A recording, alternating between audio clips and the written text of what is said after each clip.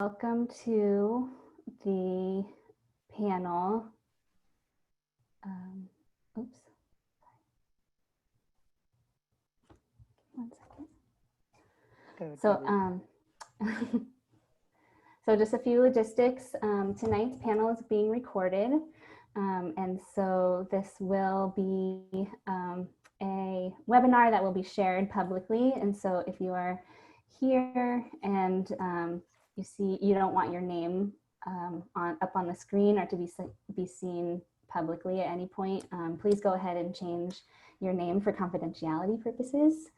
You can do that at any time throughout the webinar. Tonight we are very lucky to have Spanish interpretation. So as you can see here from the screen, language interpretation is available in Spanish, and everybody who is on the Zoom call will have to go to the bottom of your screen. There'll be a little globe signifier which you will click on, and they'll give you the option to hear the webinar in English and also in Spanish, and every participant needs to click on one of them. So please do that now. And then we have Sandy Juarez here with us today giving Spanish interpretation. So Sandy, will you give us the rundown in Spanish? Buenas tardes, yo soy Sandy Juárez, voy a ser su intérprete esta noche. Queremos informarles que esta presentación sí va a ser grabada y también después se va a compartir al público en un seminario web. Así que si por cuestiones de confidencialidad no quieren que vean las personas su nombre, siéntanse libre, por favor, de cambiar su nombre también cuando entren aquí. También queremos informarles que esta presentación se va a dar en español vía un intérprete. Para poder escuchar la interpretación, van a ver un globo o un icono de idioma. Hagan clic en ese icono de interpretación y luego elijan el canal de idioma que va a necesitar. Muchas gracias. Thank you so much, Sandy. Great, so let's jump in. So thank you so much everyone for attending tonight's panel. The title of this talk is Expanding Our Understanding of Survivorhood, a conversation centering the experiences of survivors who do not report.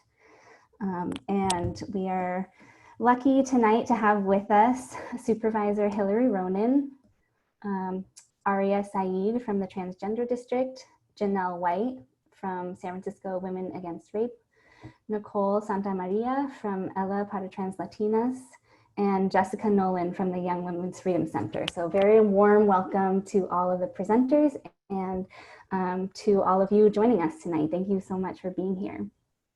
And as some of you may or may not know, tonight is a very special night because the Office of Sexual Harassment and Assault Response and Prevention we're a brand new office in San Francisco, and tonight is the launch of our website. So I wanted to share a little bit with you about SHARP, the Office of SHARP and what we do, and then I want to make sure that I give you all of our contact information so that you can log on to our brand new, very pretty, very informative website so that you all can stay in touch with us. So SHARP, the Office of SHARP advocates for survivors of sexual violence who are navigating San Francisco's response systems to sexual violence. So if you're a survivor of sexual assault or harassment and you're trying to use, you're going to the hospital, or you're going to the rape treatment center, or you go to the police or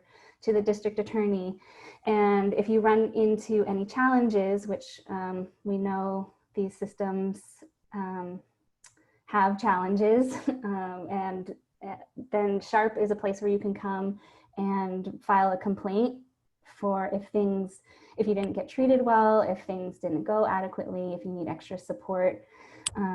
You can contact us and we'll help you, we'll advocate for you in navigating those systems. SHARP also works to ensure that all survivors of sexual violence are believed, are appropriately responded to and are treated with dignity when sharing their experiences and seeking justice for sexual violence. In addition to that, we also do prevention work, and we are working closely with community members, organizations, and individual survivors just to hear what the needs are for survivors in this area and how San Francisco can best support you and your healing, and if there are any policy changes that we can make at the city level to better support survivors. So if you want to be in touch with us, Sharp's phone number is 415-252-2512. I'll put this in the chat. Or you can email us at sharp@sfgov.org. And then finally, please, everybody, enjoy yourselves while you log on to our brand new website. It's sharp-sf.org. So I'm going to put that all in the chat box here.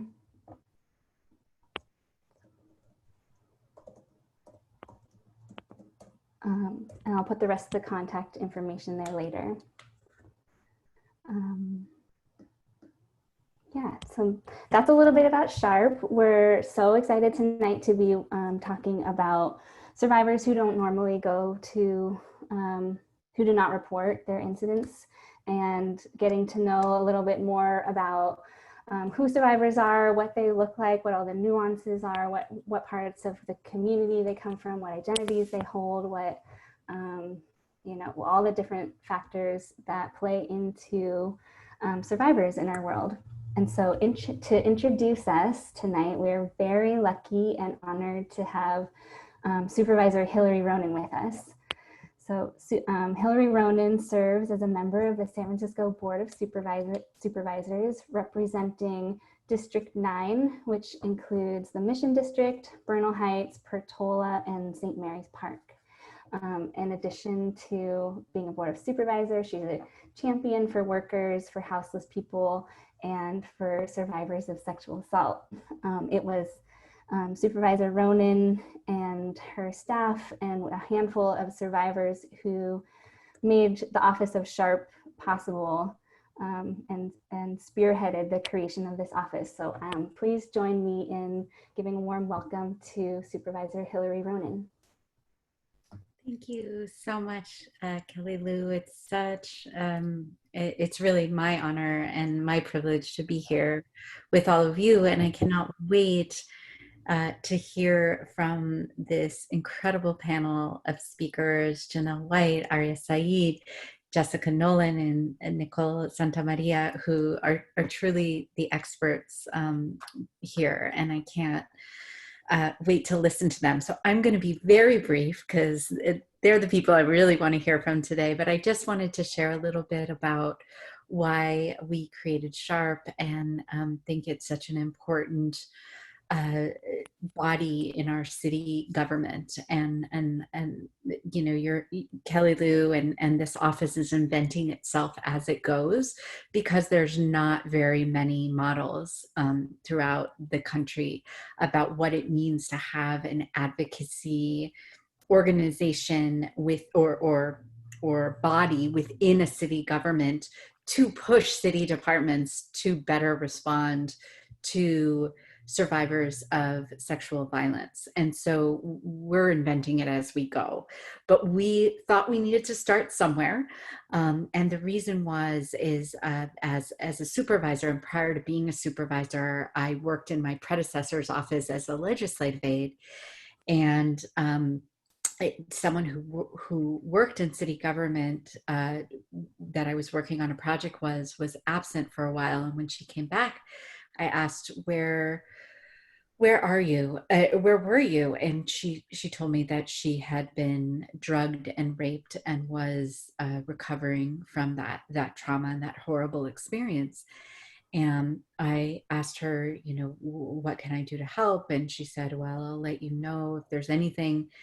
And then later called me because she had a miserable experience at pretty much every stage of the process. And I want to say This is a person a woman who wanted to go through the legal processes that many survivors do not want to get near.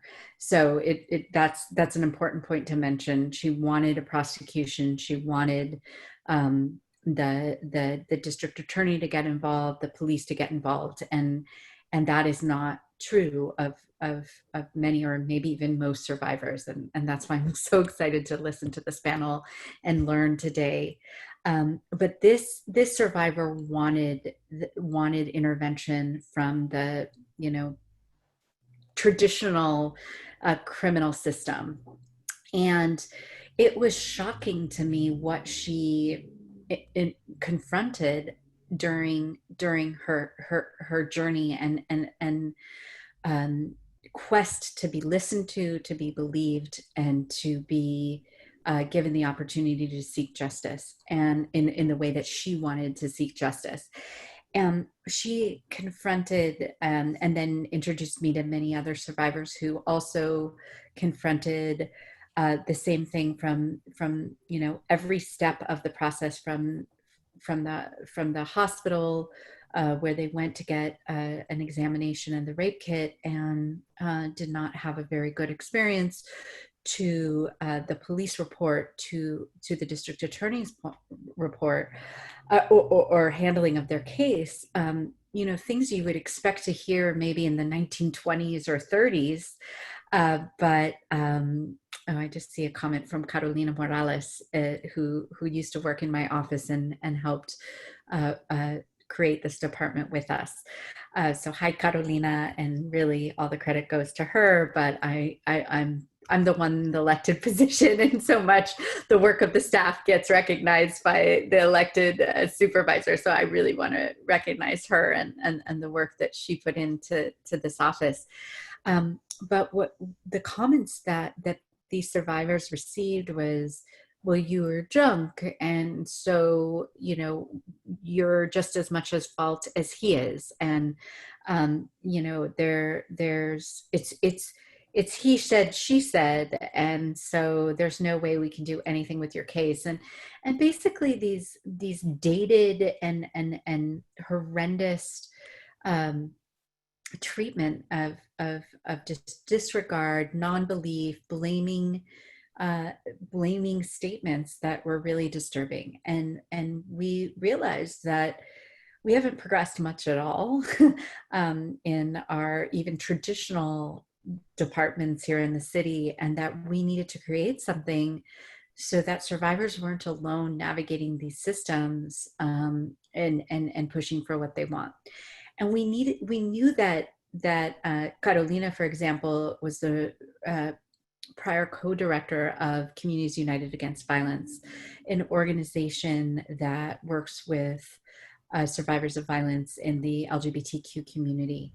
And she knew that, CUAV is not very trusting of our traditional justice systems, the police, the DA, and kind of wants to stay away from them, which I know many communities feel, and for very understandable reasons. And so we wanted to create a department that was capable of pushing those existing systems to be more responsive and to treat survivors with dignity and respect, while having the openness and creativity to push for transformational change, and to really center the experience of survivors in what they desired for themselves, in creating policy and solutions that then people like me, who are elected officials, can then push.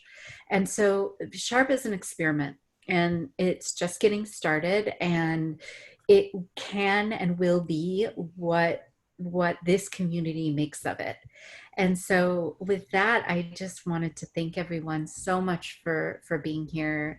Thanks for hosting, and really, I'm just excited to listen. So let's turn it over to the real experts and hear from this incredible group of panelists. Thank you. Thank you so much, Supervisor Ronan. We're so grateful, and we're so grateful to be able to push the existing systems, like you said, and also to think visionarily and push for transformational change, like you had mentioned, centering the voices of the needs of survivors. So thanks for creating this project and trusting the community and people in the city to dream and create new systems.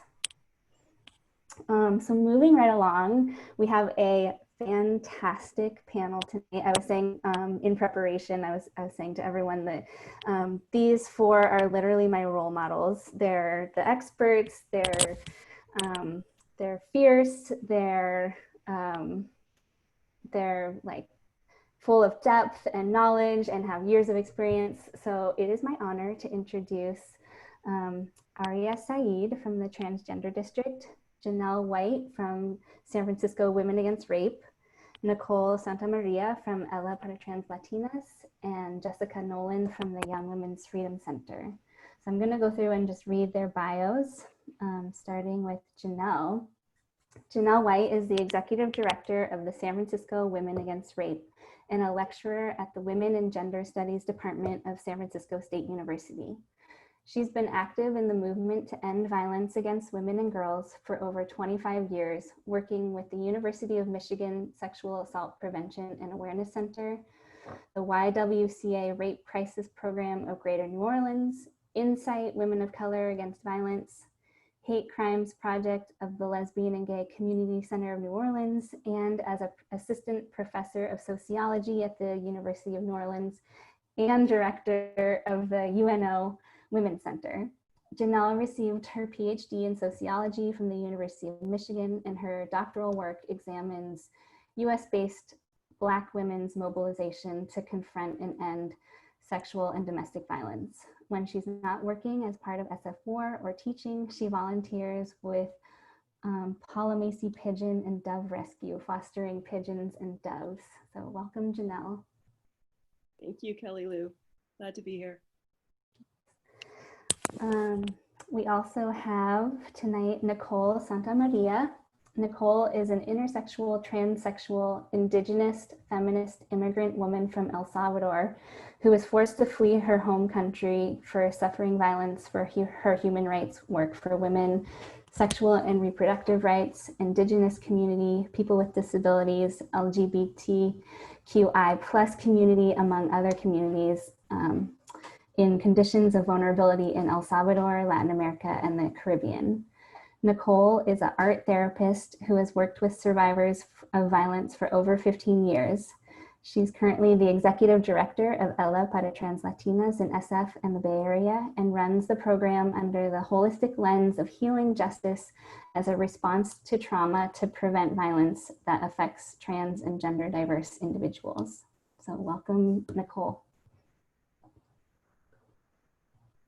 We also have Jessica Nolan with us.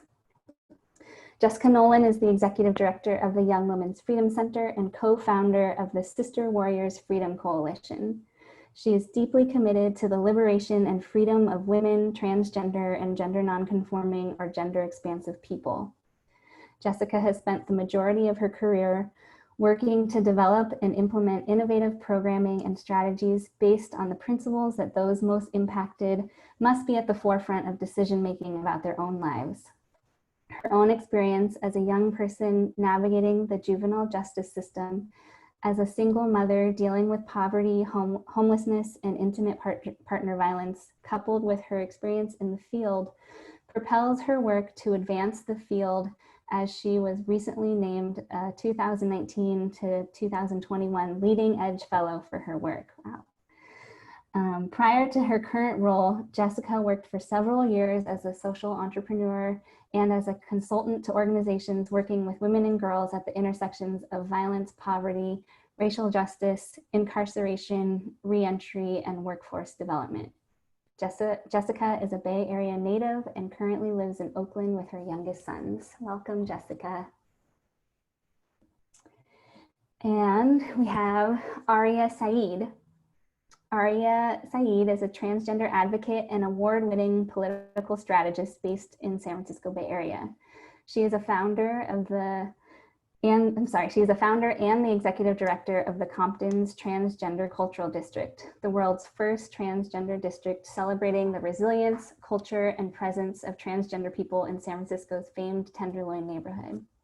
She is I'm sorry? Kelly, you don't have to read the rest. You picked the long one. I already know. Okay. Well, I'll just end by saying that you are amazing. And there is a long bio on Aria's website if anyone wants to read it. So welcome, Aria, welcome, Nicole, welcome, Jessica, and welcome, Janelle. It's so good to have you here tonight. So for starting off, the first question is just if each of you could tell us a little bit about your organization and maybe highlight some of the projects that you're currently working on.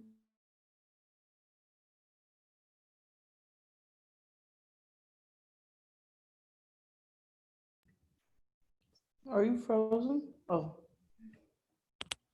Would you like, I'm happy to go first briefly. Janelle White, San Francisco Women Against Rape. We've been around over 45 years at this point, coming up on 50 years.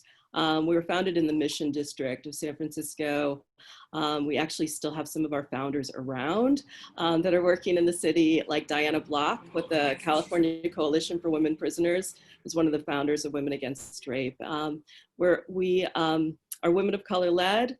We believe that you have to support survivors, but you also have to work to end the systems and circumstances that contribute to violence and rape.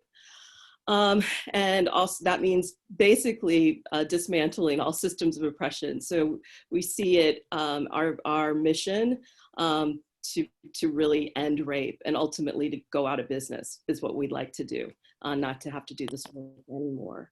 Our services range from anything you could imagine the survivor might need support with.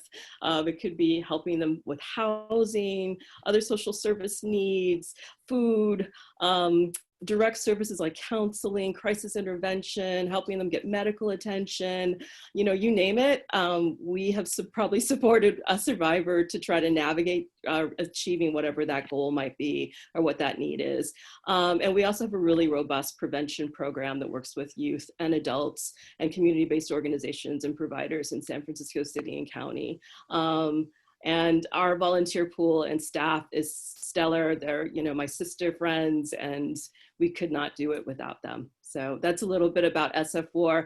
And we have had the opportunity to work with the Young Women's Freedom Center for many years. So it's great to see you there, and also with Ella for many, many years too. So a lot of appreciation for all the work that you all do too. It's so critical. So thank you. Thanks, Janelle. Let's go. Aria, is your internet working again? Yes. Oh, great. Hi, everyone. Greetings. Happy Tuesday. It is a lovely, foggy Tuesday afternoon here in San Francisco. My name is Aria. I use she, her pronouns.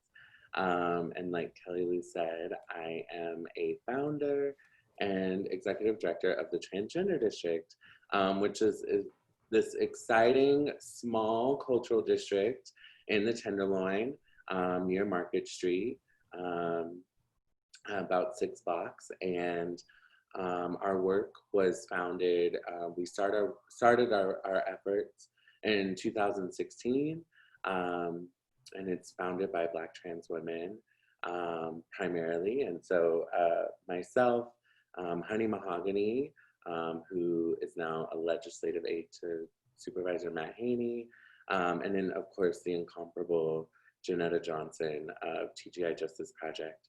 And then our allies were a part of it too. Stephanie Ashley, formerly of St. James Infirmary, and Nate Albee, who is a political strategist. He's more of a real political strategist in comparison to me. But anyways, since the founding of our effort, we are focused in creating an atmosphere that celebrates and promotes the resilience, the beauty, the culture, and the presence of transgender people in this neighborhood. For those who do not know, the Tenderloin gets to boast a rare fact, which is that we hold the most densest transgender population of any other neighborhood in San Francisco and arguably around the country. And while our work is about preventing displacement of trans people and creating economic empowerment opportunities for us to be able to stay in our neighborhood and to thrive in our neighborhood, the overwhelming majority of trans women of color in this neighborhood live in abject poverty, experiencing houselessness, incidents of violence, and the list goes on. And so our work is designed with us in mind, with Black trans women in mind. And yeah, we have a host of different projects happening. The ones that are most accessible to people listening in is our Instagram and YouTube channels, where we feature the visual storytelling of trans people who have roots to this neighborhood. And we wanted to do it in the style of like a masterclass. So often, I think because people focus in particular on our disparity as trans people, that we're not sort of given our credit for having agency and having resilience and surviving in a world that does not want us to exist and finding ways to have joy. And so the Visual Storytelling Project is all about trans people finally getting to be experts and training and educating the rest of the world, a cisgender world, that that you can learn from trans people just a few notes on resilience. And so that's all on YouTube and completely accessible to those listening in. And of course, our website details everything else that we're up to. Thank you, Aria. Let's hear next from Jessica. Hey, I am sick, so I'm trying to talk regular. But I'm super glad to be here, so thank you. My name is Jessica. I'm with the Young Women's Freedom Center. We've been around for 26 years. It'll be 27 years in February. It's crazy to me. And we started in San Francisco, and really with the idea that young women, girls, young transgender folks, gender expansive young people who were living and working on the streets, who were surviving on their own, who've been incarcerated, navigated foster care, that I say we, but like back in the day when I was a youth here, that they are powerful and resilient and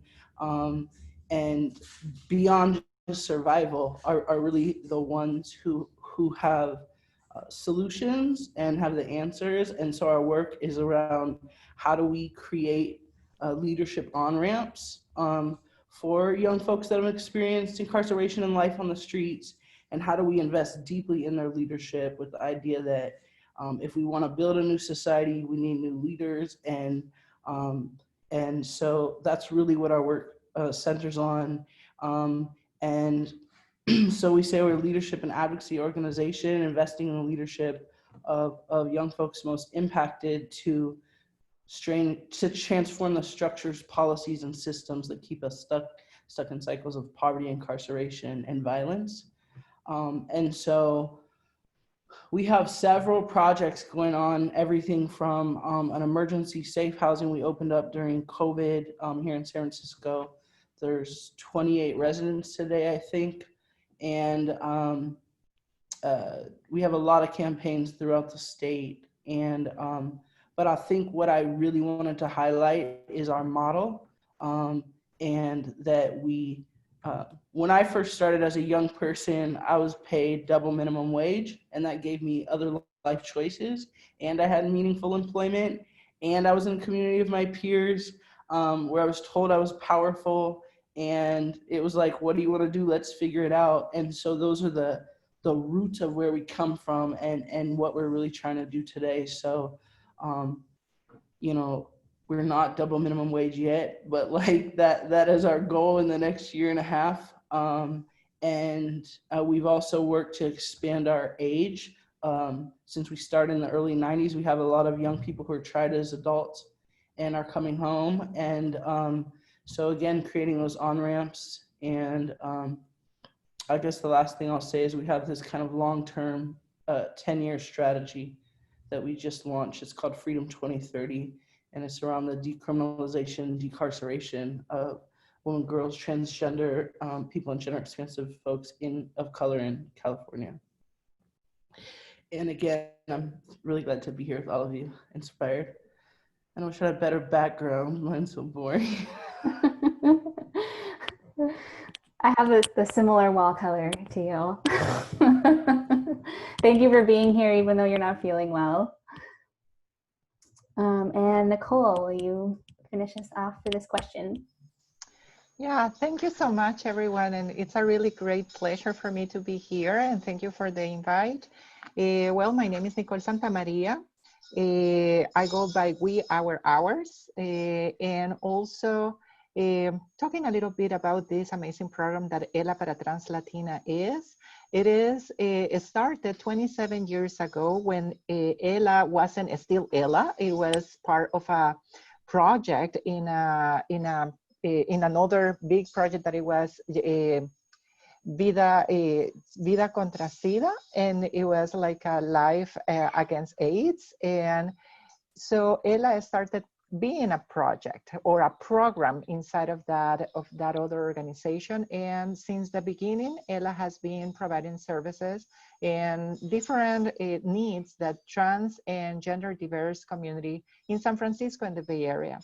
Now, ELA para Trans Latinas is the only indigenous trans-led organizations in San Francisco and in the Bay Area. So it is a sanctuary for trans Latinx individuals who are fleeing their home countries in Latin America and they are fleeing for survival.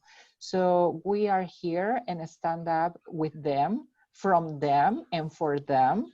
And as a part of our mission is to create shifting of cultures of violence, but mostly within our communities, and basically trying to bring hope, as my sister Aria has mentioned before, to celebrate the resiliency, but more to praise the resiliency. It is also a way to dismantle systems of oppression like patriarchy, heteronormative systems that are affecting women in all the diverse and all the expansion of the word women, and all the individuals who don't fit in these systems and this patriarchy and heteronormative limited system that turns into violence against us, as Aria mentioned before, in a society that doesn't want to see us flourish, that they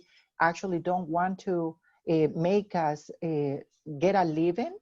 Our existence in this mission, because ELA para Trans Latina has been historically part of the mission in the District 9 with our lovely and very well appreciated Supervisor Hilary Ronen.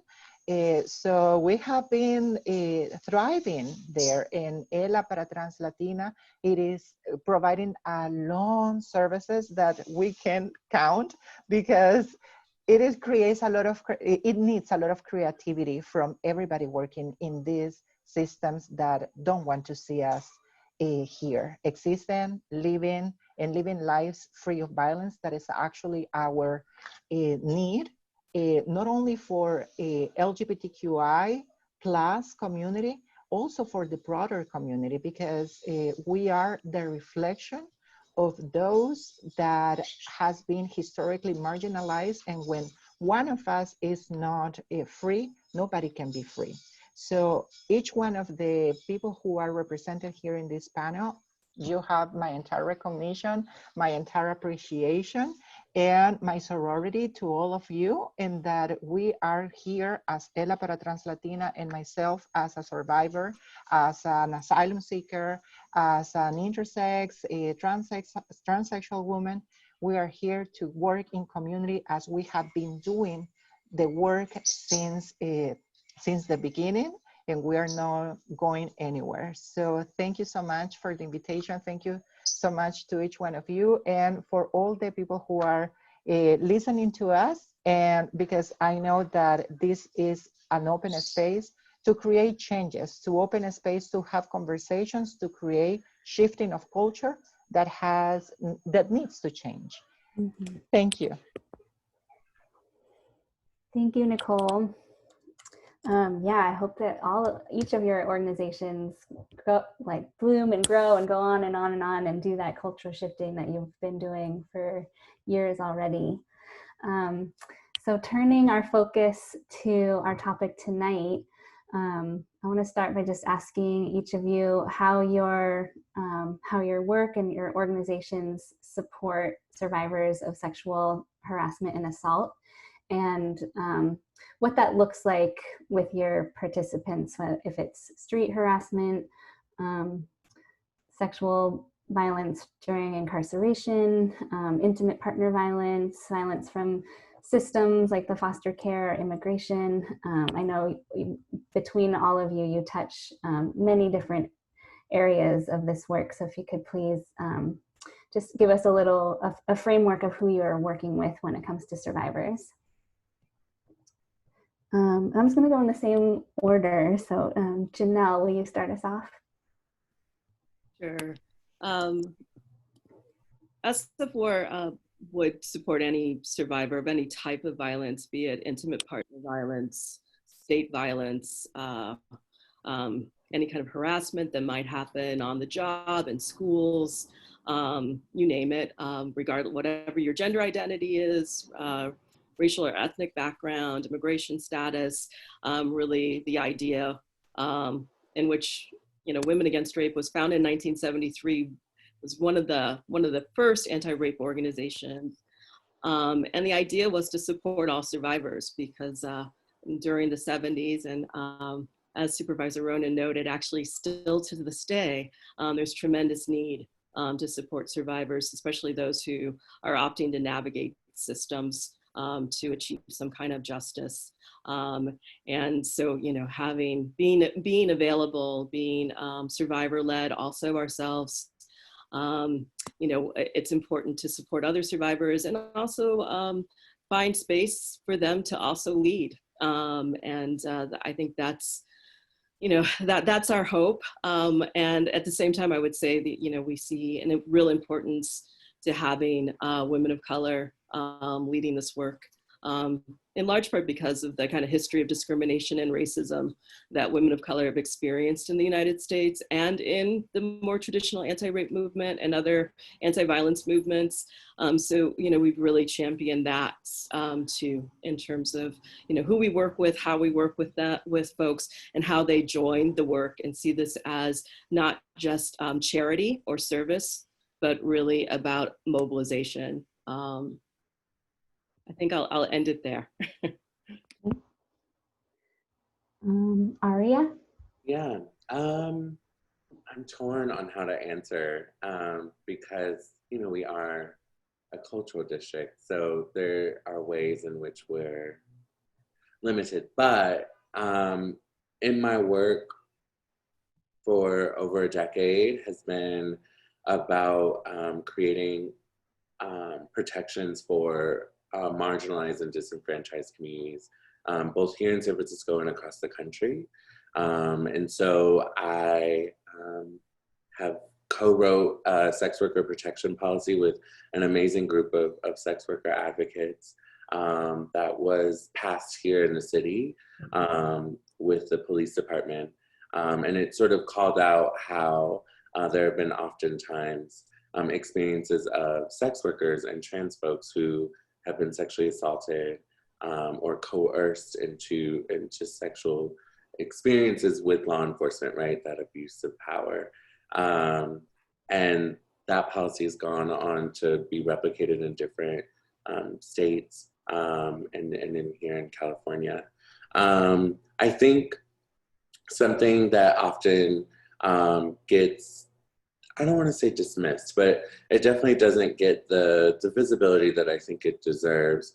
I know for many people, especially if you're in a more progressive environment, you probably know that that trans people experience a very high rate of genocide in the United States. It actually happens globally, but since we all live in the US, our focus is on how frequent Black and Latina trans women are murdered. And those are the stories that you hear about. But I think many other trans people, like other communities, are experiencing not only sort of hate crimes and genocide and inconsistent sort of incidents of violence, anywhere from walking down the street and being called something derogatory to people spitting on you on the Muni or being set on fire. These are all things that have actually happened here in San Francisco, in case you were wondering, to trans people. And so those moments do happen quite frequently, but also many trans people are also navigating domestic violence and intimate partner violence. There's also, I've worked with you, KellyLou, at TJJP, where you know, trans women were reporting being sexually assaulted in the jail by the folks from the sheriff's department. Those things do happen all the time. And I think oftentimes because we are trans, there is a way in which it's not believed or it gets dismissed. And then we do it to ourselves. I feel like I'm jumping ahead actually, so I'll just leave it there. Thank you. Let's see, Jessica. So one thing I wanted to say is that a few years ago, like 4 years ago right now, we looked back at, as best we could, at kind of everyone we ever worked with, and like went through every personnel file in like paper form. But we really wanted to like learn from ourselves, right? And two things arose from that. One was that 100% of folks that have worked with the center over the past 26 years are survivors of physical or sexual violence, and the other kind of 100% had grown up in poverty. And so, you know, I think we're often known around our work around criminal justice reform or abolition, or, you know, but I just wanted to lift that up. And I think that I really wanted to focus on the young folks, you know, who are stuck in systems that have harmed them for the most part from very early on. We look at systems of, you know, poverty and racism and patriarchy, but also public housing and the welfare system and foster care and school and so all of these systems, and then the young people we work with are finding themselves navigating those systems. And so and these systems have literal power control over their lives, both while they're incarcerated or while they're in group homes. Is it frozen? Oh, but also when they're released and on probation or under the care of a social worker. And so I think that the kinds of harassment, sexual violence that happens is like it totally ranges, but also it's very, oh, I guess I'm jumping ahead too, actually, sorry, because I'm looking at the questions. But yeah, but it's also, I guess the other thing with young people, we have a report coming out in just in later September about young people's experiences in San Francisco's juvenile justice system, both in incarceration, under probation, and foster care. And it's also so prevalent, it's really normalized and kind of just like, oh yeah, that happened too. And so yeah, I guess I'll end there because I was also jumping ahead.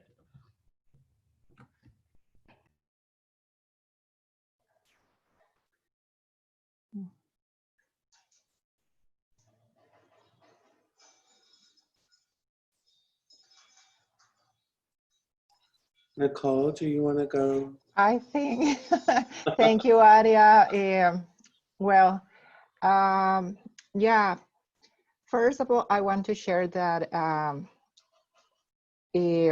well, I come from a country that it is a very, where gender-based violence, it is the daily bread of many of women and the diversity of women that we inhabit in El Salvador, in my case, but in all Latin America, Caribbean, and basically globally. So starting with this context that we are living in, I would like to mention that gender-based violence, sexual assault, sexual harassment, or general sexual violence in general, it is a pandemic that we have and we need to address.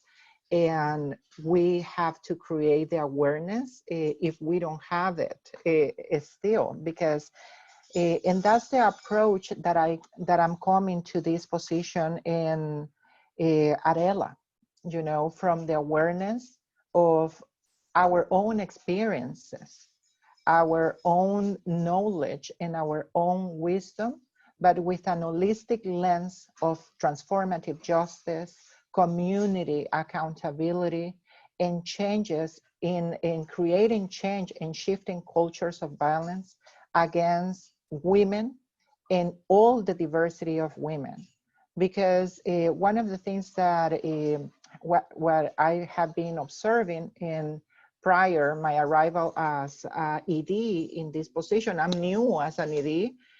I'm relatively new at ELA, but prior of that, I was working as well at Community United Against Violence Co-op, and I was a peer advocate over there, and that gave me a better perspective or a better sense of how things are for LGBTQI+, but mostly for transgender or gender diverse communities, you know, or gender non-conforming. So for me, it's very interesting that I fled my home country for survival and arrived to United States seeking protection, seeking life, but still the systems of oppression and the violence against women, it is still very tangible. And it is particular, I'm not wanna say that it's more, but trans individuals or gender diverse individuals who are perceived as feminine are suffering also other biases, plus the gender-based bias. So it was for me very shocking to, for example, to seek assistance with survivors of sexual assault or any sexual harassment or sexual violence to the system here in San Francisco. And when the person or the service provider acknowledged that the person who was seeking help was a trans or a gender non-conforming individual, the aids never arrived. So the help that we were expecting from the system never arrived. So that's what I would like to say. How we work at ELA, we have case management, and also we have people trained in sexual assault responses. But we started from the point of belief in our survivors, because we already know that they coming from a place that they are not heard, that they are not believed, and actually they are re-victimizing our survivors. So in that sense, that's our approach, and we are continue seeking forms to work collectively to end this kind of violence. Thank you. Thank you. My apologies, I got kicked off the internet right well as Jessica and Nicole were transitioning, sharing, so that's what happened there. So moving forward, since this conversation tonight is centering the voices of survivors who don't report, can you share with us some of the reasons that you've seen for why participants choose not to use the current response systems. And if you have examples, that'd be great. And this time I'll let you all self-organize, whoever wants to start.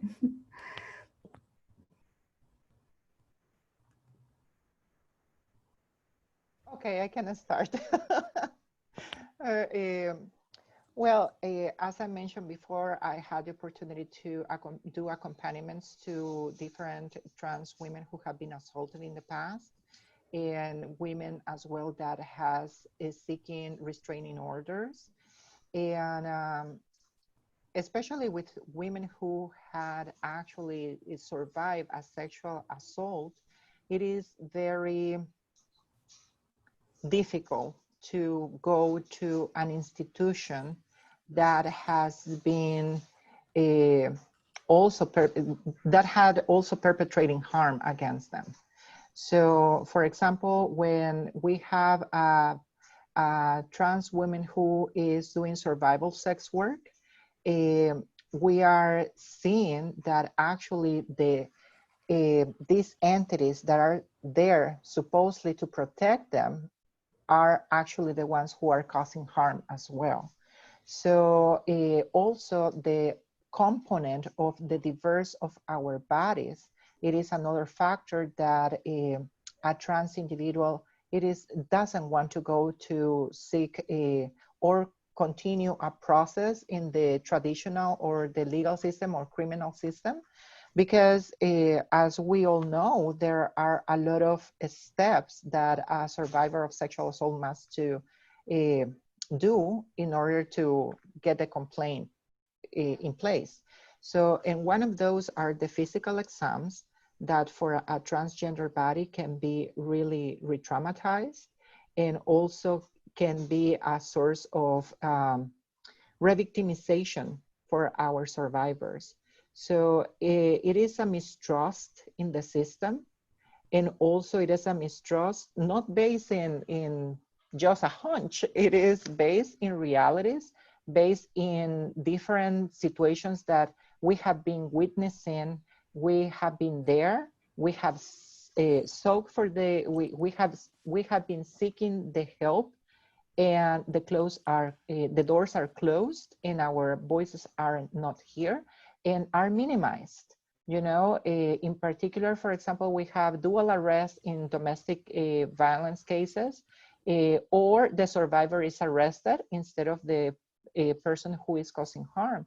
So it is needed a reevaluation of how the perfect victim looks like, and how our system are perpetuating these concepts of, oh, you cannot be the survivor because you're a trans person, and or because you are tall, or because it is not possible that this person can do that to you. So it is the mistrust based in the way that they perceive LGBTQI, in particular trans, queer, and intersex individuals. So that's from my perspective and what I know. Thank you.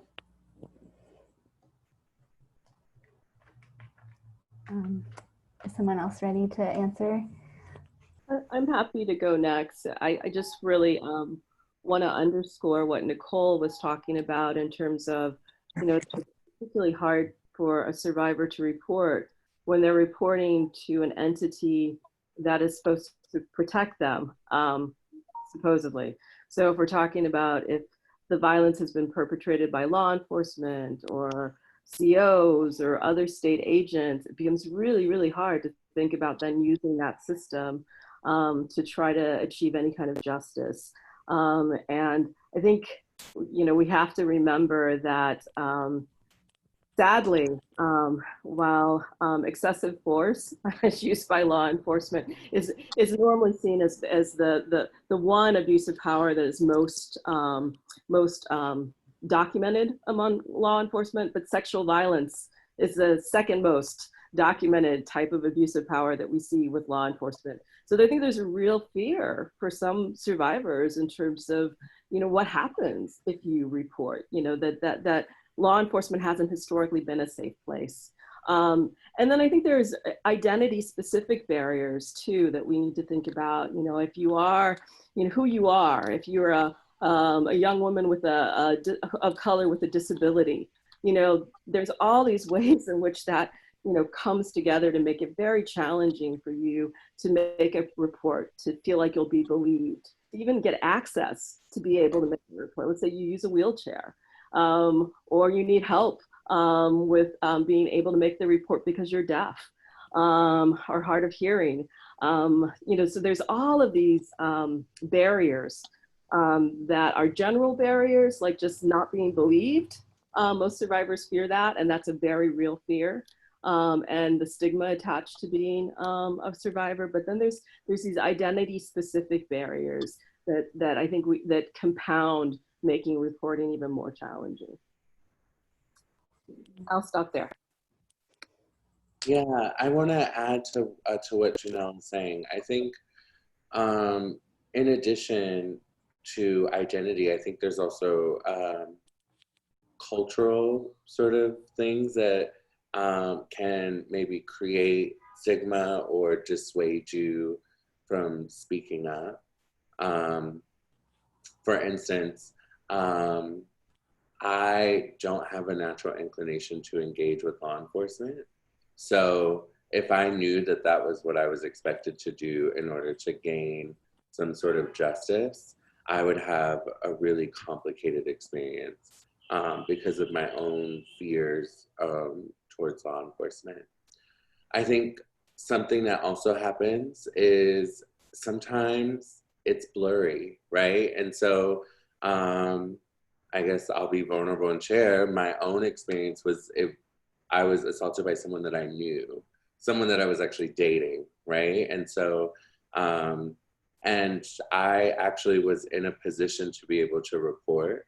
I could have. I, at that time, worked at the Human Rights Commission, right? And so I was talking about this stuff all the time, and yet in my own personal life, I had so much stigma around what that would look like and shame and this experience of like who would believe me, especially as a trans woman, especially as a plus size person, especially like all the things that people then sort of pick apart and investigate. Because I even experienced that when I shared it with two of my friends at that time, right? Sort of being picked apart. I think those are experiences that we also witness a lot of, is it being someone that you may have a connection to. And I don't want to say protecting them, but like it just gets blurry. And then I think because there's not as strong education targeted towards multiple communities, you do question, was it really assault? Was it really, you know, et cetera. I think there's also an experience of Black women, cis or trans, that when you endure assault and you do report it, it is not believed in the same way as if a cis white or Asian person were to report, right? I think those things also matter too, and they play a part in many survivors who do initially report and then they don't follow through with sort of the systems are because of those things that do exist.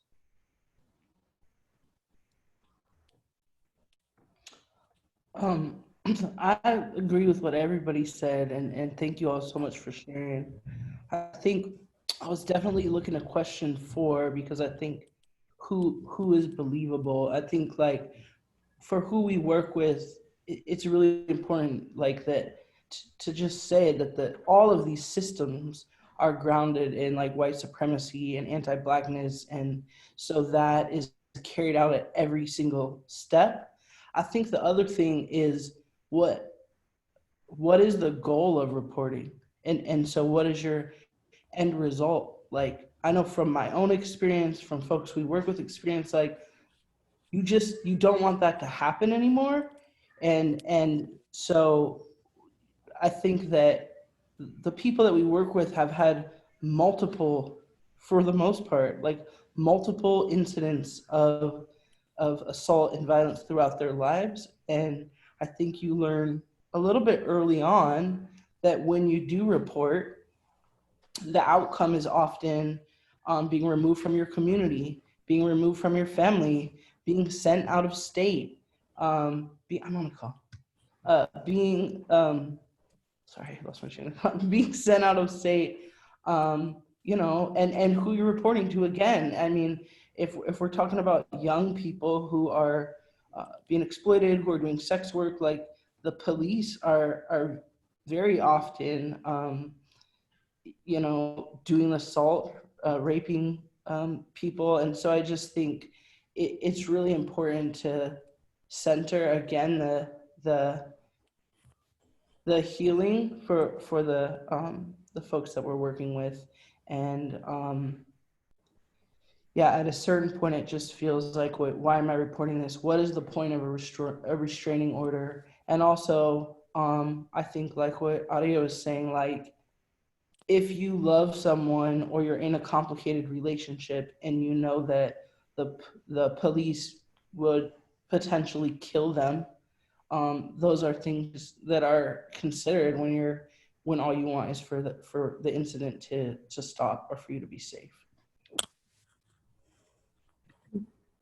Or I just want to add to what Jessica was saying, or if it's things like family, right? I have met trans women who have shared, you know, their deepest, darkest experiences of being sexually assaulted as children and adults by their parents or cousins or what have you. And, you know, reporting is not also a fear of law enforcement, right? Or navigating that system, but also a fear of backlash from your family. What would people say about you? Like, what if someone at work found out? Like, and we've seen throughout history when women do speak up, how there is backlash and consequences sometimes for being outspoken about something that has happened to you. Not to say, sorry, women and multiple communities, I'm sorry.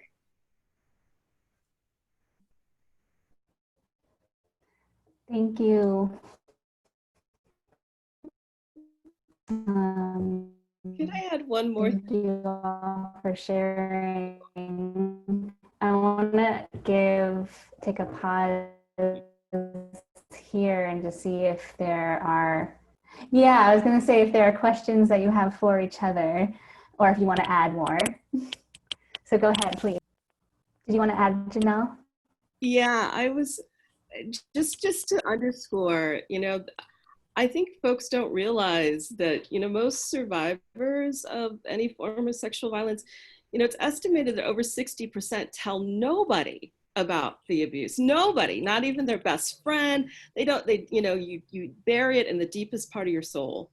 And, you know, I think that also needs to be held up, that we still haven't broken through enough, you know, outside of all of these barriers we talk about. But over 60% of survivors are telling nobody. They're not calling a hotline. They're not telling anybody. And so this is a tremendously important issue for us as a culture to really take on, to break down the shame, to break down the barriers. Because, you know, while a criminal legal response may not be the response that many of the survivors we work with and communities we work with and in and for choose, I do believe survivors deserve healing, and by not telling anybody, I worry that you know, survivors don't heal in the ways and you know, come through and contribute in communities in the ways they could if they were able to talk about these issues and get the support that they so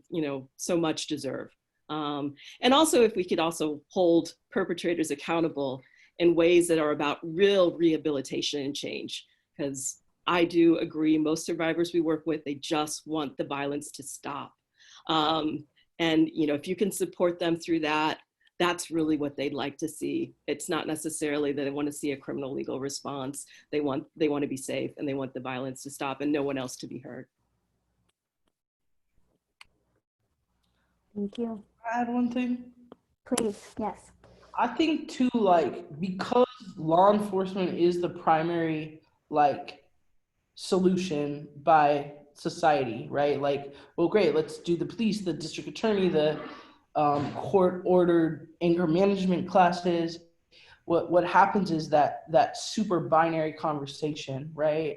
And so when we're working with young people, for example, who are, you know, in being exploited, but to them it's their partner, or they're having to navigate survival relationships because they have no money and they have no place to stay. Or it's just so much more complicated than that. And I could say from like literally my own experience that when there is two people who are like, hey, this is how we've grown up, like this is what we know, this is how we get down, this is how you deal with stuff, which is totally unhealthy, but the options for folks, right? Like we have to build and think much bigger besides just law enforcement, because there's whole healing that needs to happen. And it's not just like the survivor's here and the super criminal predator is here, right? It's like these are folks that are parts of whole communities. And so we just need to, like, I think, really more radically reimagine, listen to survivors, center survivors, and broaden the conversation, and know that law enforcement does not need more funding to address this. Like communities actually have, I think different communities have developed different solutions of how we take care of folks. And I remember my early days at the center in the 90s, like, let one of our pimps or boyfriends come. It wasn't like call the police. It's like, all right, girl, we got you. You're going in this room. We're locking down. Like nobody's coming up here. Someone go tell the security guard. And it's like communities know that, but communities don't have resources often. So sorry, I don't want to get off topic, but that was on my heart. No, you're like right, exactly on topic. Does anyone else want to add before I ask the next question? I feel like this is really rich conversation. Yes, sorry, Kelly. Okay, and then, go sorry. ahead, Aria. You're like freezing. I'm sorry. Or maybe it's just me. Okay, sorry. I just wanted to really sort of add to this need for education. Because something that I am exhausted with is that the education is always targeted to us, right? It's always targeted towards cis and trans women. Like, do you know what assault is? Do you know what this is? Do you know what that is? Like, the education needs to be for men, like, period. It needs to be for them, because more often than not, it's them perpetrating it. I'm sorry if I'm being problematic, but that's lately in this moment, I'm just like, can we just like not mince words and call it what it is? And like, I just wish there was more education around also reimagining a world in which cis men think about consent or asking or following up, like things like that, and really sort of creating a culture that that minimizes these experiences happening at the hands of men.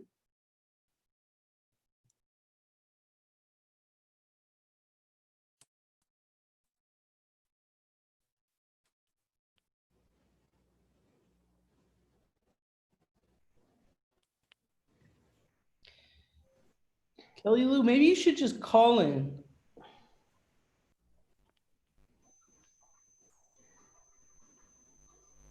Does anyone have the I don't. I have the question. I'm gonna jump forward in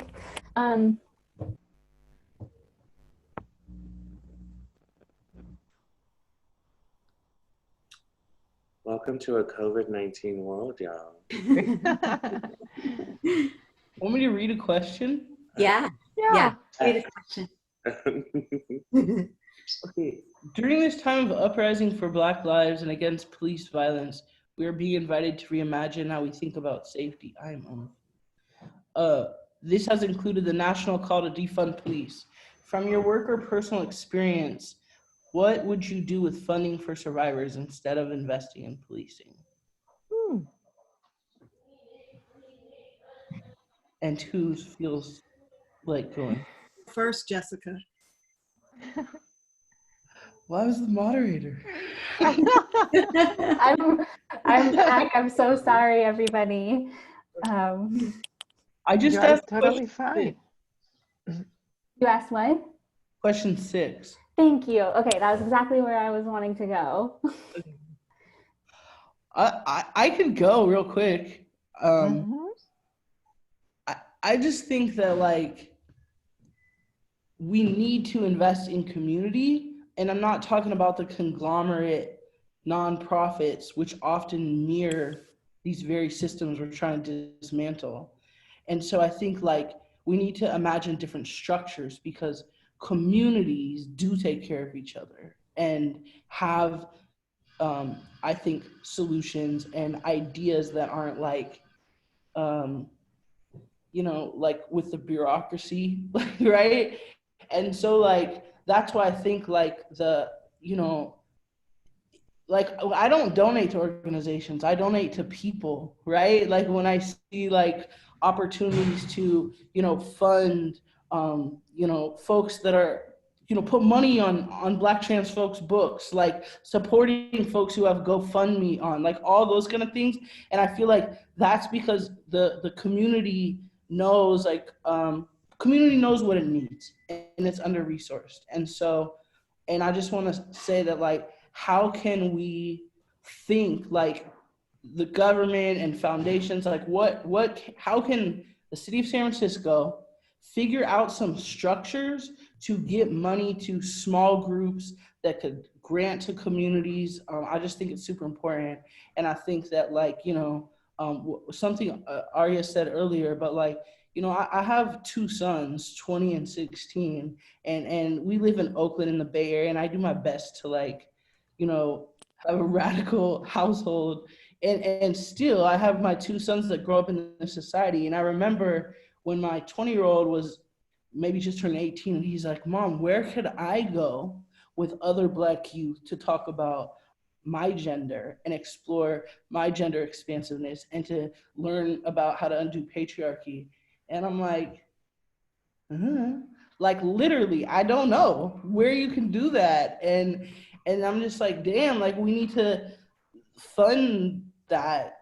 So all those kind of things. But I do think, and we just need to hard line, no more money to police and to probation and parole and all these different arms of law enforcement, because community has the answer.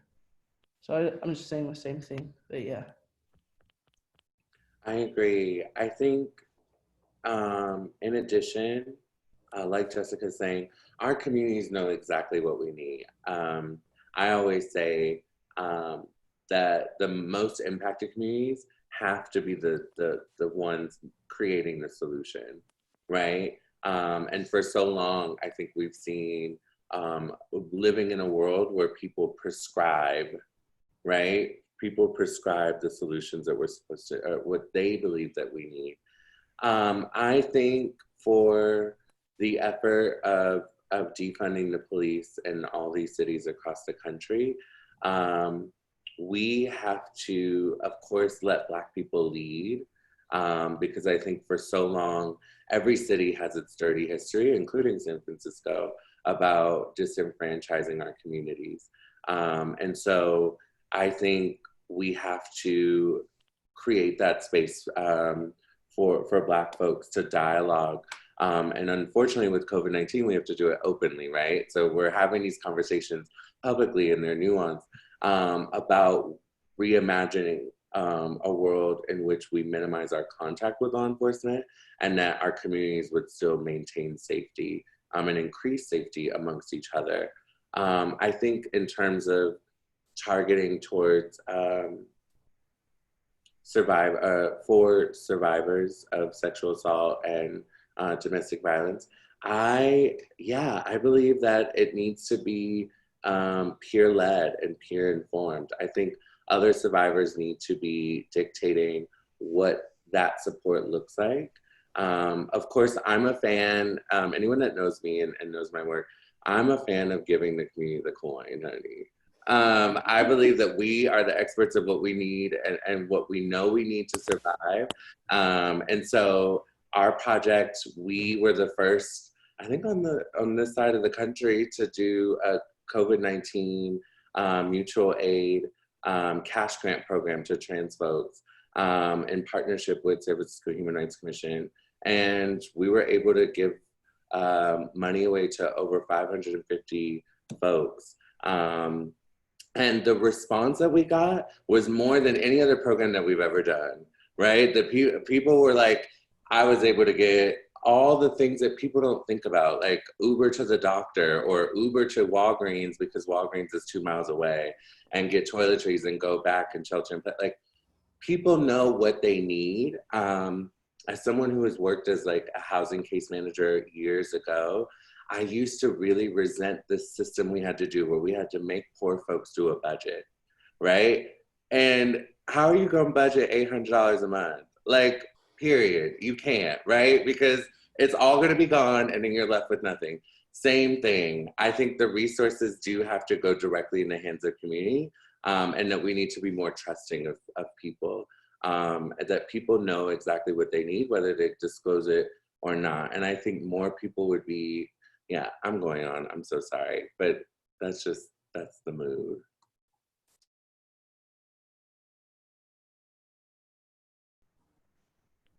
Thank you, Aria. Let's get going for the community. Janelle or Nicole, do you want to answer this question as well?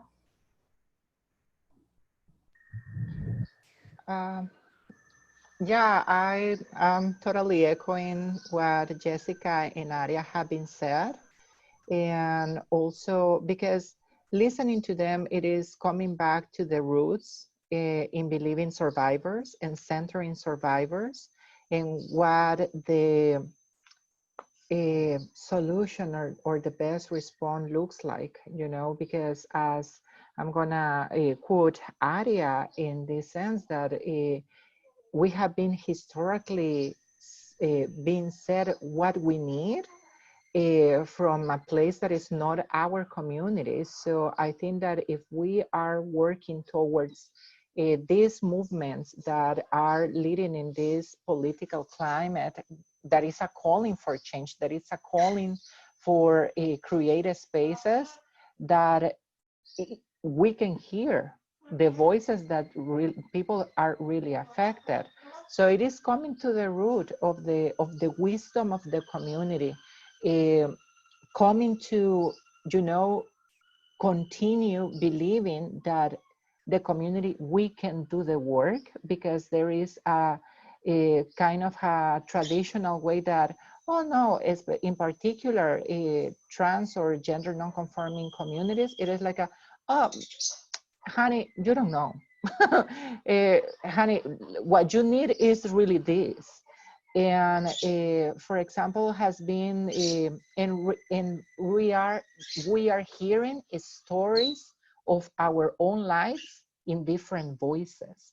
So we cannot continue letting that happen, and coming back to trust in our intuitions, and also in the self-determination of survivors, because that's the first step when you are a survivor, coming and giving back the dignity and the ability to make decisions by your own. What a safety plan looks for you, what in your community looks like, and we can break in that sense patterns of power and control that is violence at the end. So for me, coming from a country that is spent 12 years of war, we cannot invest in systems of oppression or invest in oppressive ways if we are trying to bring peace and healing to our communities. So how we can dream and envision a common horizon for everybody where men and women are equally involved in the response of this pandemic that it is gender-based violence, sexual assault, rape, and the culture of rape. And also that we have been experiencing, and you have mentioned the Black Lives Matter movement, and now defunding the police. And what is it about? We need to talk about white supremacy. And when we are talking about that, we also need to, what fits what supremacy, the colonialism, the patriarchy, and how our bodies historically, since the beginning of the times, women's or women in general, bodies have been objectified, cosified. And if we don't change that narrative from the places that we are living and we are knowing what is causing us harm, we cannot expect this shifting of culture if we are investing in a system of oppression that more likely is going to put us in jail.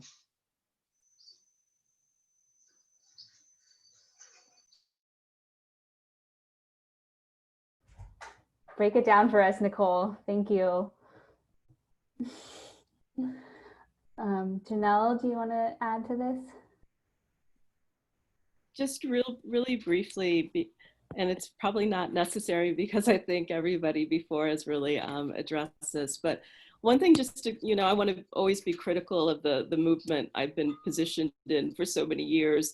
And, when I talk with some of my sisters who've been doing anti-violence work a long time, especially sisters of color, one of the things we talk a lot about is, had we as a movement really focused on, we put too many of our proverbial eggs in one basket, which was a criminal legal response to sexual assault and rape. But had we more said, hey, look, we're going to try to address this issue through housing, safe and affordable housing for survivors, or access to educational opportunities, or a number of other ways we could have gone about this. I think at the time it made sense to say, hey, the state needs to see rape as a crime, since it didn't, and so there was a lot of push in the movement for that. But I think really right now we need to be thinking, outside, like what are the things that survivors really need? And I do think we'd be at a really different place in terms of the anti-violence movement had we come to try to approach it through some of the other avenues. And so, I just put that out there. That's not new thinking. A lot of us have said this before, but it's definitely maybe as we think about moving funding from state entities, where would the funding go that could really support survivors in achieving safety and liberation? Yes, thank you. On that note, I also just want to turn everybody's attention to the chat box, because Amelia has put in the websites for the 4 organizations that you all represent. And not only should everybody check out your incredible work, but this is also an opportunity to donate funds to y'all. So I'm sure there's probably a donate button within each of these websites. So I encourage people watching this panel to put that coin in the community, and to individuals like Jessica was recommending and suggesting. But this is an opportunity to support the work that is being done in the community right now for survivors. And then I also want to challenge you all. So you have talked about communities knowing what communities need to take care of themselves, and that the response to survivors should be developed from community. And the SHARP office has this opportunity to potentially help that dream come true. So we are in a funded position within city government to support community work. So I want to ask you all, like in a real tangible visualization way, or visionary thinking, like what are some concrete examples of what the city of San Francisco could do to support survivors? And how does centering the experience of those who do not report help us understand what survivors need to heal and thrive?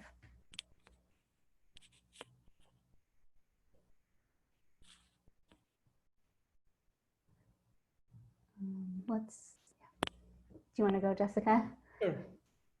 Well, I don't want to say housing, but I also want to say that with some caveats, right? That it's not just like people want housing with like self-determined housing, right? Like I was watching some show and they're like the woman had the domestic violence and she went and got another secret apartment. Like her own apartment, like not a program where you got to bring your phone or you can't. I was in a DV shelter like not that long ago, just a couple of years with my sons. They almost didn't, but I'm a mother. They almost didn't let me bring my son because he was 17. I had to fight for that. They didn't modify any of the rules. He was not allowed to be in the yard by himself because they needed parental supervision. So not programs. I think back to what Aria said, people know what they need. If we trusted people and stopped thinking they were stealing or trying to get over, like when I worked at a DV shelter, I got fired because I would ask how many diapers people needed. Like, I don't care, take the whole box. We got a whole storage closet because people donate them. Like, take 2 boxes. Like, but I feel like social services with the rise of mass incarceration have become so, they look, you don't know if you're under probation or a nonprofit half of the time. And so I think they have to be decriminalizing. And if folks had money, it would be really helpful. The other thing with violence, especially when you're in untangling maybe a long-term relationship that where stuff is tangled, is there's so many things. You can't get services from the criminal justice system, like even the DA funds, the violence funds. Everything has so much strings attached to it, and there's so much more that you need. So I just think it's funding, it's housing, and all of it's grounded in self-determination. And I think it's, again, listening to community.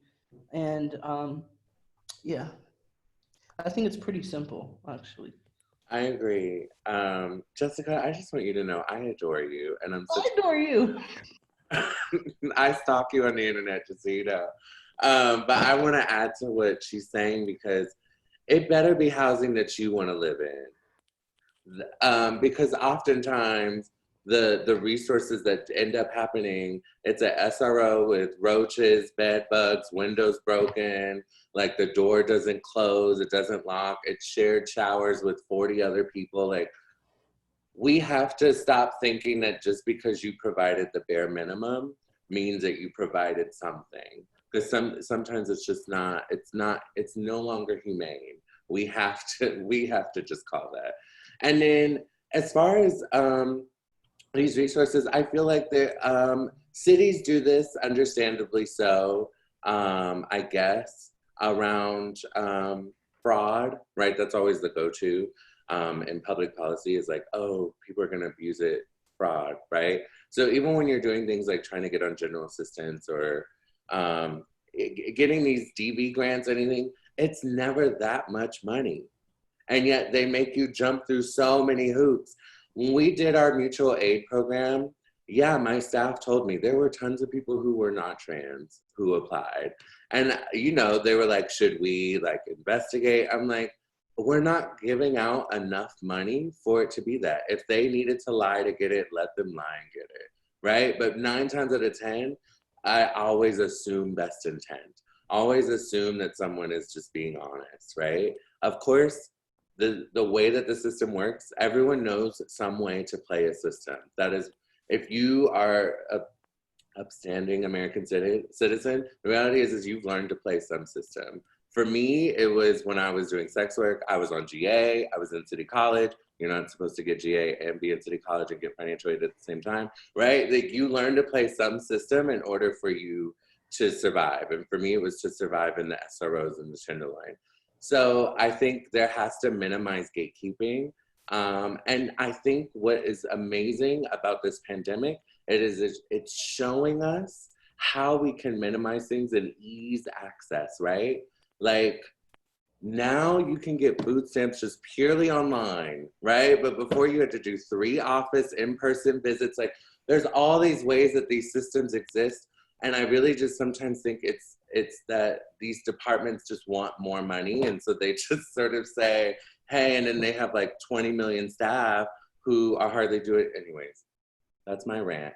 But yeah, I definitely think minimizing the gatekeeping and having those things be more community-led as opposed to city and state-led, right? That the community should be able to provide those resources directly into the hands of community and in the ways that fits for those communities, as opposed to these like intensely bureaucratic systems that obviously exist for a reason, but yeah, they make it so difficult for people to survive in the situations that we often are navigating in life.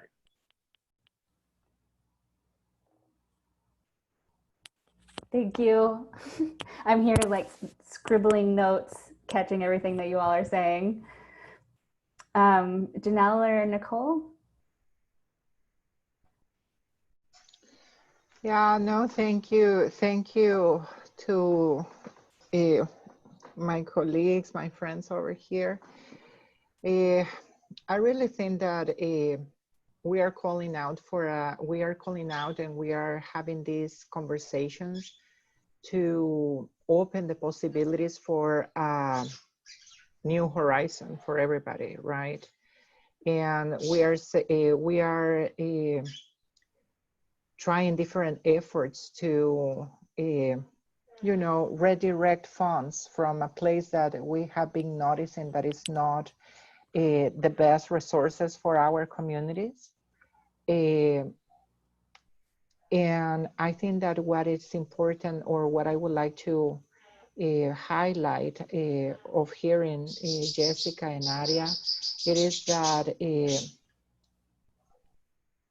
as a service providers, as a part of the communities, as a survivors ourselves, we cannot, we need to fight to not become what we are fighting against. So we can, for example, policing our communities, as for example, Jessica and Aria has said in basically, these systems of how we internalize, because if we are talking about healing for survivors who don't make a complaint or who don't ever dare to speak, it is be present for them. Be present for them in a way that is compassionate, in a way that is trying to calm their voices back, their power, bring their power back, because being a survivor, it is coming from a place that that power has been taken from us. So we need to be present for them and in a way that is listening what safety plan means for them and not what it means for me, because I don't want to generalize what a victim looks like. And you know, and we can fall in the same mistake that has caused us harm in the past, that oh, you don't look like, because you thrive or you are coping in different ways, or because you maybe are coping with substance use. No, this lady is not, she's not that victim as she says, or as they says. So I think that it's very, very important to start the approach with empathy, with compassion, giving back the self-determination to our survivors, stop policing our survivors, and also acknowledge that each individual thrive, cope in different ways, and make them feel safe, make them feel that they are doing the right thing for themselves, because I'm not in their skin to know what they are feeling. So if I'm close, if I'm putting my back to them, there is another person who are giving their back. And how healing can start if you are not able to actually have the support system that you need. So being a support system in community, it's important, because surviving a crime, like surviving a sexual assault, surviving a rape, it is something that it's a burden enough to be carried by our own selves. We need a community to, and we need a support system to help us thrive, but not only thrive and not only praise the resiliency that our communities have, also give us and give them and give each one to each other the opportunity to flourish. That is actually a way of healing, you know. Thank you.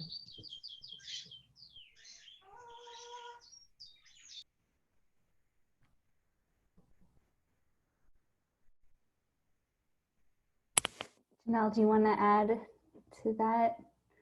Add to the flourishing? It's great. Thank you. Yeah, I agree. Thank you so much. What a beautiful note to end on from Nicole.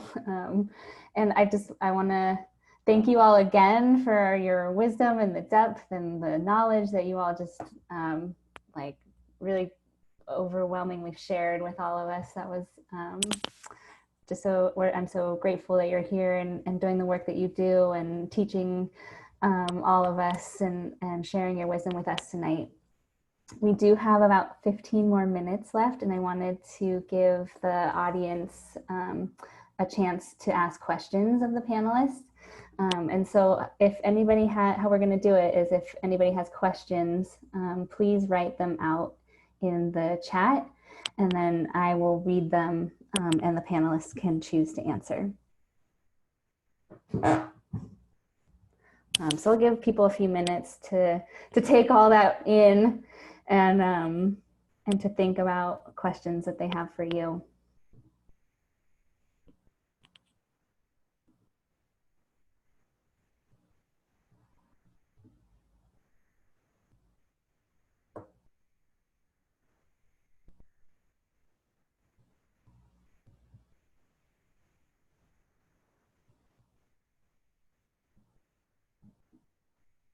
Maybe we'll do so.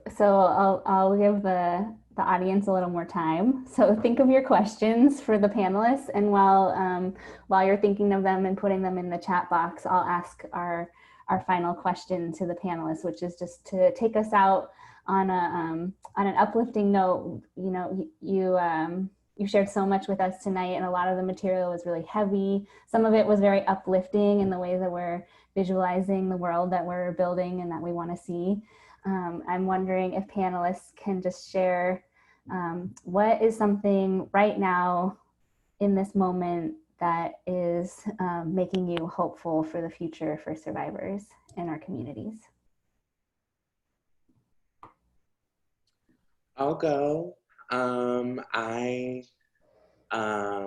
First of all, I just want to say everyone on this panel, and KellyLou, you too, we have been doing this work for so long.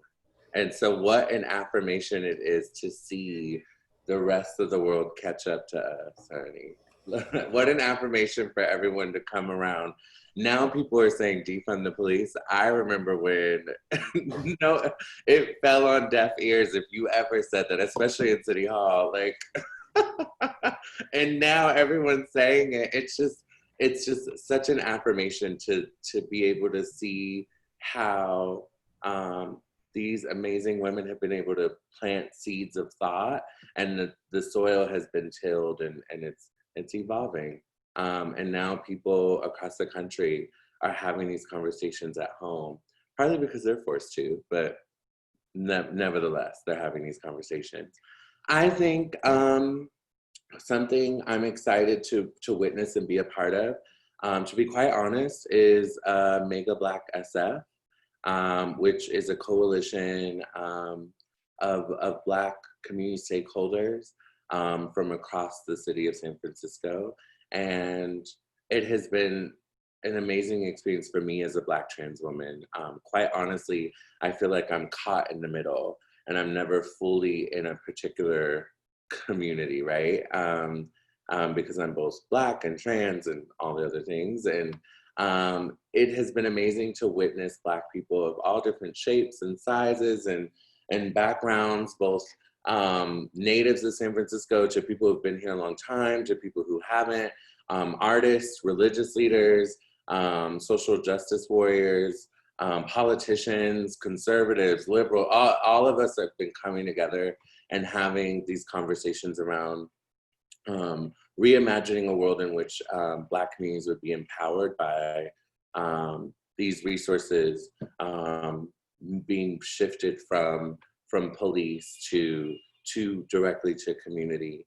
And it has been incredible. And so they have an open letter to Mayor Breed with lots of community invoice, LOL, I was just doing invoicing, sorry.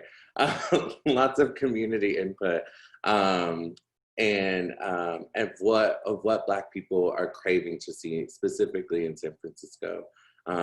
So if people could Google Make a Black SF, look that up, and be in solidarity with their ask, I think it's truly some of the most authentic conversation around how Black communities can be uplifted and centered and more appreciated for what we bring to the city of San Francisco.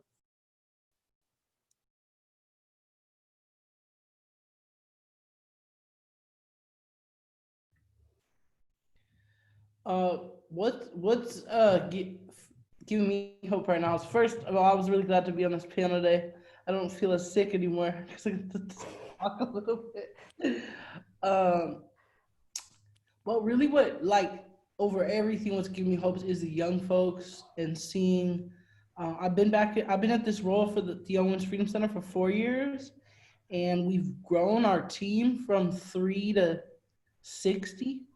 And what gives me the most hope is like literally seeing these leaders come, and we kind of start to have our first role of transition, but that's our goal, right? Is folks are gonna go out and do the work all over. And so, but just seeing the power and so many young folks right now, especially with the uprisings in these moments of just like, oh shit, I'm powerful, my voice matters, I could do this, everything, all the fireworks going off. And to me, that's really why I do this work. So it's been beautiful and it's hopeful, especially with all of the, I forgot we recorded, with all of the stuff happening all over and all the bad stuff, right? It's like we have this next generation of power coming up. So that gives me hope. And all of you, thank you.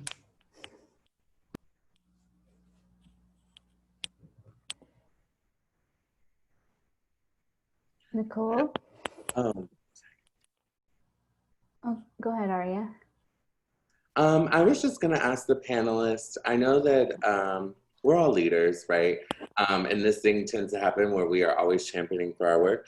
I actually put my Venmo in the chat. If you scroll in there, my personal Venmo. The reason why is because as much as I would love for you to invest in my work definitely gets way more resources than I do, and I'm 2 days before payday. So you check that little chat section over there. You can support me and these panelists. They should be providing their personal Venmo as well. You should be supporting us directly, like Jessica was saying. Please do, and donate and give generously. There are 2 questions from the audience. The first one is, if it feels, oh wait, that just moved. Okay. If it feels safe to share, what's been the most empowering, uplifting, and internal resilience building for your healing? And then it says, thank you all so much for being here today, yesterday, and in the future. Wishing you all moments of deep rest as we fight for liberation.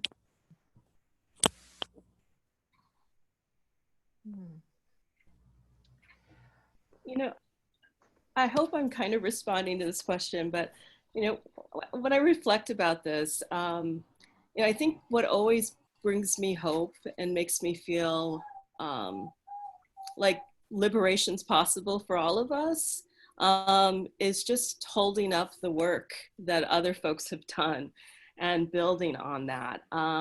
You know, it's tremendous. Those are our four sisters and mothers who came before us that have really laid the work laid the groundwork for what we do right now.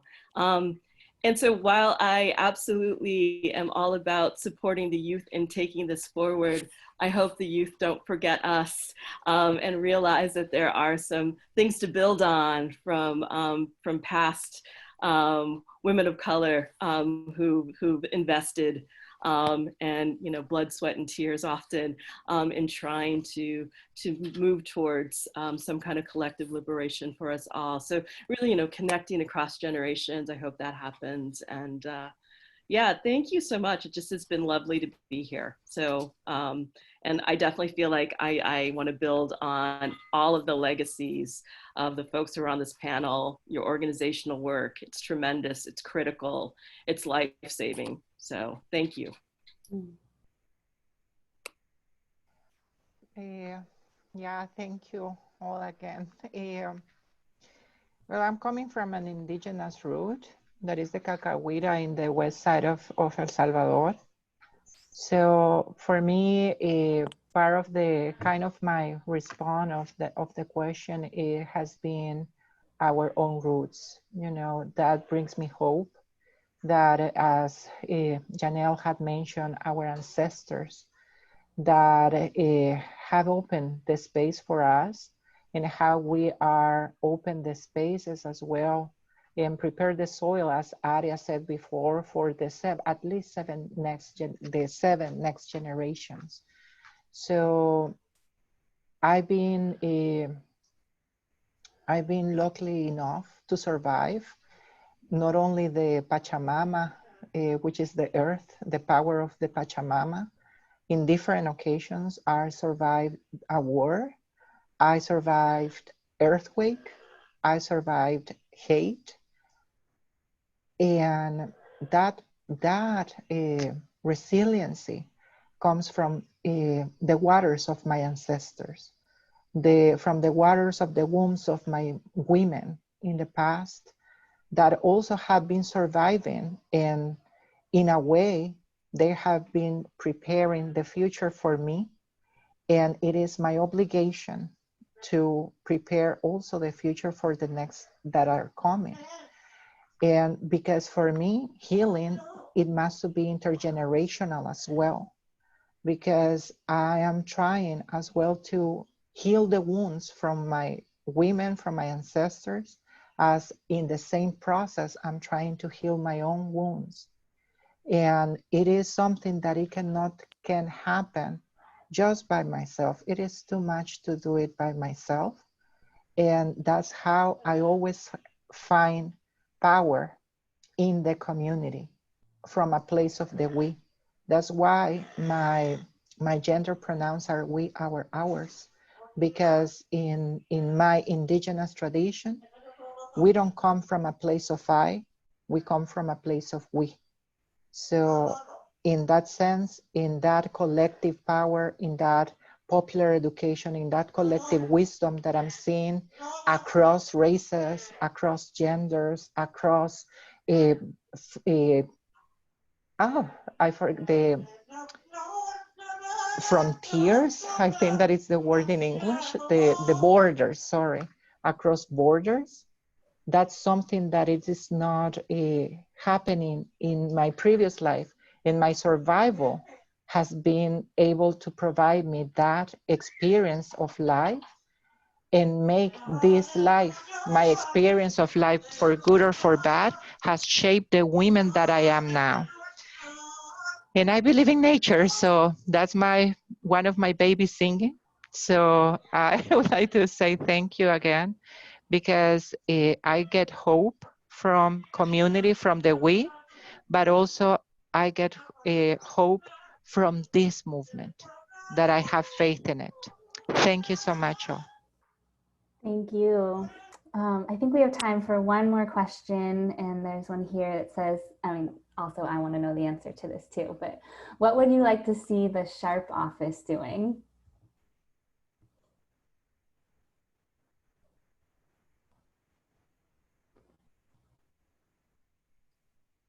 I guess I can go.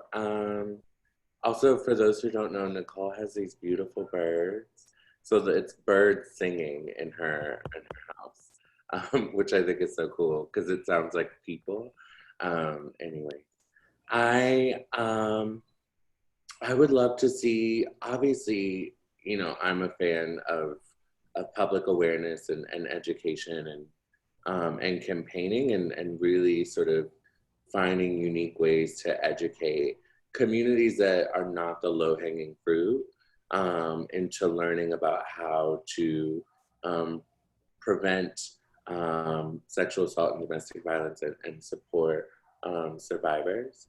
I think in some ways, in an ideal world, since we're reimagining, I think SHARP office should be the place that folks who are experiencing domestic violence go to for resources that they need or crisis response, right? That office could actually be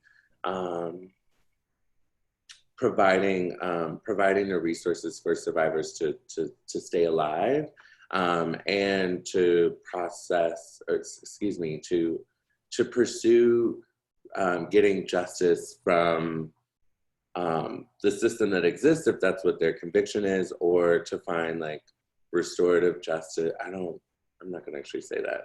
Yeah, okay, there's me, yeah, two things. If SHARP office was giving out like the DV grants and finding supportive resources for survivors, and then in addition to its mandate to support survivors through the courts, but also doing public education and awareness, particularly to cis men.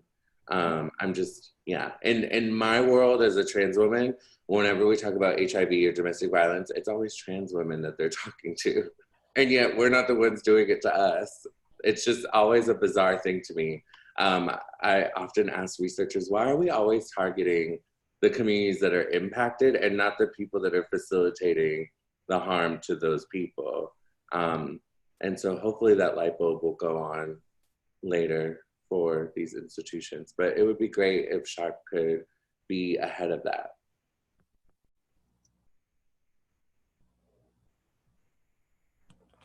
Taking notes. I'll be calling you, Aria. Does anyone else want to add? I was thinking, and sorry if my son is cussing on this video game. I was trying to unmute later, but